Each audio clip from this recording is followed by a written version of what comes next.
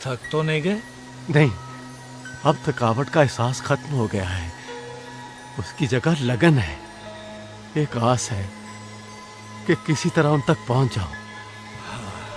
अजीब बातें लगती हैं। अजीब बातें, हैरान कुन और ना समझ आने वाली। है तो ना समझ में आने वाली बातें, लेकिन समझ आती जा रही हैं। और मैं महसूस कर रहा हूं कि यूं यूं वक्त गुजर रहा है, मेरे दिल में उनका एहतराम बढ़ रहा है। मुझे लगता है जैसे झट से मैं उनके सामने आ जाऊंगा और फिर इन आंखों से उनको देख सकूंगा। वो वक्त कैसा होगा हारून, जब मैं अपनी इन आंखों से उनको देख सकूंगा, उनसे बातें कर सकूंगा। मुझे लगता है जैसे मैं बिल्कुल चंगा भला हो जाऊंगा। हारून, जब वो मेरे सामने होंगे तो तुम जरा सोचो, तसव्वुर करो, मैं उनसे क्या मांगूंगा। सुना है उनसे जो मांगो वो मिलता है। सोच के बताओ, मैं उनसे क्या मांगूंगा भला? तुम मांगोगे अपने बेटे की उस बीमारी से नजात जिसकी वजह से वो हमसे दूर है, यही मांगोगे ना? हाँ, मैं तो बूढ़ा हो गया हूं।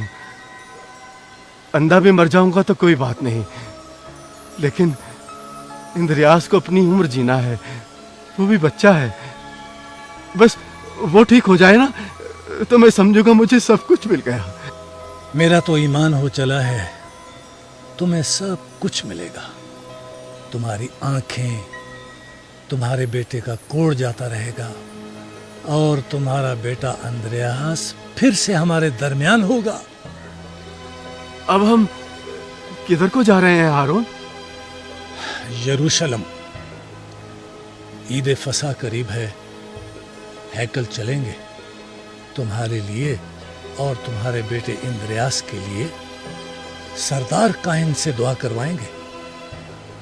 कुछ दिन वहां ठहरेंगे, फिर दोबारा से मुकम्मल मालूमात करके यसु नासरी की तलाश में निकलेंगे। मुझे पूरा यकीन है कि इस मर्तबा हम जरूर उन्हें ढूंढ लेंगे।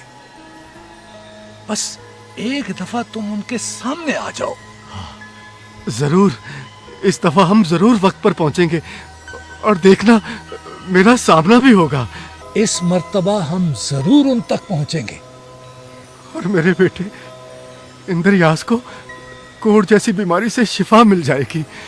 और तुम अपने बेटे इंद्रयास को देख भी सकोगे।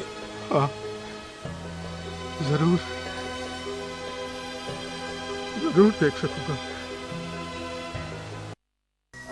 आइए आइए, इस तरफ तशरीफ रखिए, बैठिए। और रूथ देखो कौन आया है। बुजुर्ग नोमान और उनके दोस्त हारून सौदागर हैं। खुशामदीद, खुशामदीद। तुम पर और तुम्हारे घर पर सलामती हो। आप पर भी सलामती हो। आप लोग तशरीफ रखें, मैं आप लोगों के लिए खाने का बंदोबस्त करती हूँ। शुक्रिया। ये बताइए कि आपका सफर कैसे गुजरा और इतना लंबा सफर कैसे किया आपने? जोनाथन, मैं नुमान को यसु नासरी के पास लेकर जा रहा हूँ ताकि इसकी आंखें ठीक हो जाएं। मुझे यकीन है कि इनकी आंखों की रोशनी जरूर लौट आएगी। मगर मैं चाहता हूं कि मेरा बेटा इंद्रयास ठीक हो जाए। इंद्रयास? क्या हुआ उस बच्चे को?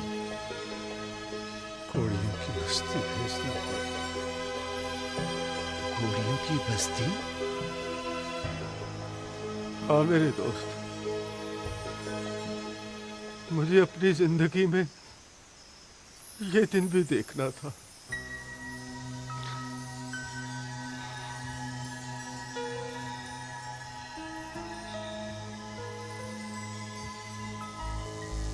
अभी ये तुम क्या कह रहे हो? मैं दुरुस्त कह रहा हूँ काहिन साहब। इस शख्स पर हाथ डालना इंतहाई मुश्किल है। अभी ये तुम कह रहे हो? मैंने शरीयत के मुताबिक उससे इंतहाई पेचीदा सवाल किए, मगर उसने इतने सादा और जामे जवाब दिए कि मैं लाजवाब होकर रह गया। मैं भी तो सुनूं तुमने क्या सवाल किए और उसने क्या जवाब दिए। मैंने एक मजमा में उससे सवाल किया कि 7 भाई थे और उनमें से सबसे बड़े ने एक औरत से शादी की और वो मर गया। दूसरे ने उससे शादी की, वो भी मर गया। तीसरे ने उससे शादी की, वो भी मर गया। इस तरह 7 ने उससे शादी की और 7 मर गए। मैंने ये सवाल इसलिए किया कि क़यामत के दिन जब मुर्दे जिंदा किए जाएंगे तो वो किसकी बीवी कहलाएगी। मकसद ये था कि अगर वो मुर्दों की क़यामत का इनकार करेगा तो फरीसी उसके खिलाफ हो जाएंगे, और अगर वो लाजवाब हो गया तो अवाम की नजरों में गिर जाएगा। मोहम्मद, बताओ उसने क्या जवाब दिया। क़यामत के दिन जब मुर्दे जिंदा किए जाएंगे तो वहां न कोई बाप होगा, न माँ, न बहन, न भाई, और न ही मियाँ बीवी, बल्कि खुदा की बादशाही में सब फरिश्तों की मानें पाक होंगे।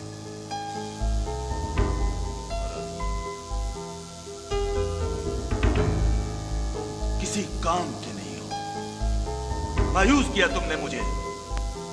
मैंने तुम्हें वहां इसलिए भेजा था कि तुम काहिन हो, बाइख्तियार हो, लोगों में तुम्हारी इज्जत है।